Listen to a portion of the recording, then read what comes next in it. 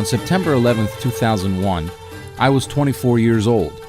I was a graduate student at the University of Michigan in Ann Arbor, and I woke up on that Tuesday morning around 9:15. I did what I did every morning at that time in my life. I turned on ESPN and saw the Twin Towers billowing with smoke. I thought it was a movie. I started surfing through the channels only to find the same scene on every one. I quickly turned to CNN and started to ingest what was happening. As the eldest son in my family, I frequently held the responsibility of taking visiting relatives to American tourist attractions. I can remember one time, a few years before 9/11, when I took 3 relatives to New York City. We visited Fifth Avenue, Rockefeller Center, and had a late lunch on a Manhattan pier before heading to the World Trade Center to finish our day. As I grew up in Philadelphia, I visited New York City often, and I would seldom go without climbing to the observation deck of the Twin Towers. I could never get enough of that view. And this day was no different. I can remember my youngest cousin crying in defiance. She was terrified. The sheer sight of the towers from the ground was enough for her. Nevertheless, as she tightly grasped her mother's hand, we headed up and captured that spectacular view. Like any American, I always felt a bit of ownership over those buildings. They were part of my culture, a staple of American magnificence.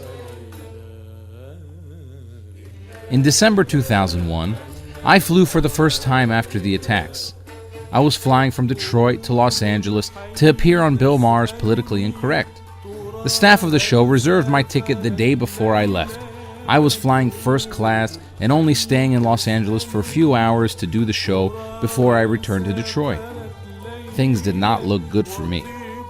I fit the profile.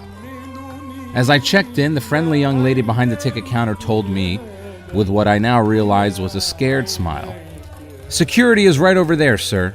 You may be selected for random screening." As I walked through the metal detector, I was delighted to hear no buzzing. As I started to gather my belongings, a female security representative looked straight at me, pointed, and forcefully announced, "Male possible." I think that's code for male possible terrorist. I was highly offended.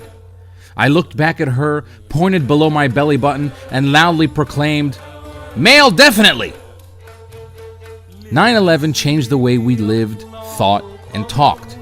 Previously unknown phrases became part of our everyday vocabulary. Random security check. Homeland security. They hate our freedom. You're either with us or with the terrorists. And my personal favorite, not all Muslims are terrorists. For the last 10 years, we've heard it all the time. Not all Muslims are terrorists. It is, of course, a true statement, and everyone loves saying it. Not all Muslims are terrorists. Of course they're not. But we applaud people when they utter it. It's funny how speaking an obvious truth can cause us to call someone a hero. Hey, Obama said not all Muslims are terrorists. How courageous. Arabs and Muslims say it too. Not all Muslims are terrorists is frequently a prelude to some sort of educational diatribe about Islam by someone who usually has no idea what he's talking about. Right-wing pundits, though, love it too. You can routinely find someone on Fox News proclaiming, "Not all Muslims are terrorists," right before he tells you how Islam is a dangerous threat to Western civilization. In other words, not all Muslims are terrorists, but be careful, some of them are. Whenever I hear someone say not all Muslims are terrorists, I look him right in the eyes and say, "Thanks, idiot." Imagine someone kicking off a speech by saying, "Before we get into this discussion about race, let me first say that not all black men are drug dealers. Oh, and all Latinos aren't illegal immigrants, and all Indians don't own 7-Elevens. It might sound a little racist.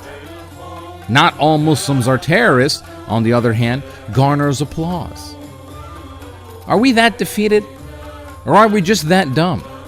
Have we been so programmed into proving our patriotism that we're thankful when someone pronounces a manifestly true statement? Saying not all Muslims are terrorists might make people feel good, but it's not courageous. Courage is not about speaking the obvious truths. It's about speaking the hidden ones. I still get profiled every now and then.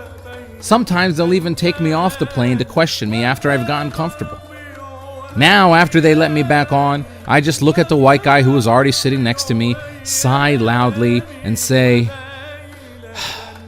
"Not all Muslims are terrorists." He looks like he feels better, smiles, and doesn't talk to me for the rest of the flight.